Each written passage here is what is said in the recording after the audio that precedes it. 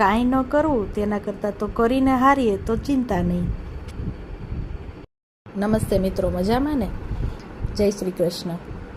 આજે હું તમને આ વિડીયોમાં શરૂઆતમાં લાગ્યું હશે કે આ શું, કંઈ કરવું ને કંઈ ન કરવું ને, એટલે મારો કહેવાનો ભાવાર્થ એમ છે કે જીવનમાં અનેક પ્રકારની સમસ્યાઓ છે, તેનો આપણે અત્યારની સમયમાં ખૂબ જ ગંભીરતાથી સામનો કરતા હોઈએ છીએ, બરાબર છે. અને એકદમ ફાસ્ટ જીવન અત્યારે આપણું થઈ ગયું છે. તો સાવ ટૂંકો ને ટચ વાત એમ કે હું ખાલી એટલું જ કહેવા માગું છું, જે મારો પોતાનો પણ અનુભવ છે.